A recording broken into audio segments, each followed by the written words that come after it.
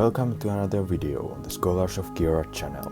I am the Toa of Forests and I'm here to review my self-mock. So, without any further ado, it's time to introduce Toa Joharu, starting with some backstory.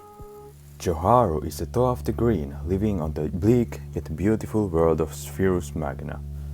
While various wars have diminished the numbers of the Toa, they have all come together and formed the Toa Order to keep the Matorans safe from the dangers and threats still lurking in the darkest shadows of the world.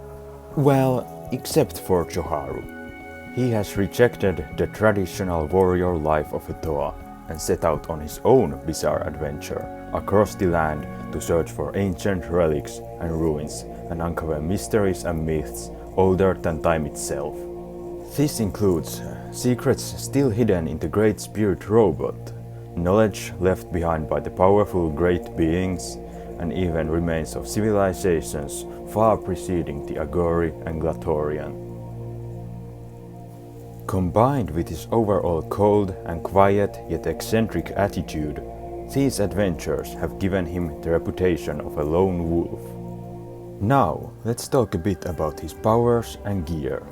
Joharu wears a Kano Hirao, the Mask of Translation, which comes in quite handy when trying to decipher ancient runes or communicate with foreign tribes. The mask is reforged to bear close resemblance to some helmets worn by the Glatorian. It also has a scope attached to it, which greatly enhances his vision and allows him to record live footage.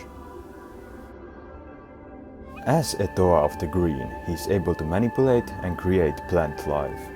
His power usually manifests as thorns or vines, which he often uses to avoid traps and access hard-to-reach areas. He is also capable of creating fruit and other edibles, which is extremely useful on long journeys and saves him a lot of widgets. Additionally, he has learned to use a special form of photosynthesis which allows him to collect and unleash the sun's energy. This grants him the ability to heal wounds and stun enemies, among other things. However, it requires a lot of concentration and effort. As mentioned prior, Joharu is not a fighter, and he usually wants to avoid violence as much as possible, either with his wits or tactical retreats. However, he recognizes that sometimes peace simply isn't an option, and thus he carries around a small but precise blaster, which, while definitely useful for fending off Skrull or Rahi, is also capable of lighting torches or campfires and opening sealed doors. Still, his primary weapon is his elemental power. When provoked, he will break his cool exterior and unleash a destructive storm of thorns and a loud "Ura ura ura" upon those unlucky enough to get in the way. Finally, his build and overall design. As you can see, his torso is quite complex and includes a lot of small system and technique parts to give him a unique look. His thighs and upper arms are also custom. His scope is attached to the mask with a custom head design, which I'm quite proud of. Throughout the build, I've used tires and parts with similar textures to imply light, organic armor. The feather pieces from Chima are intended to evoke some trenchcoat vibes. His legs also have a slot to clip in his blaster. He's around 24.5 centimeters or 9.5 inches tall. Articulation-wise, he's quite standard, though his arms can bend sideways for additional movement and poses.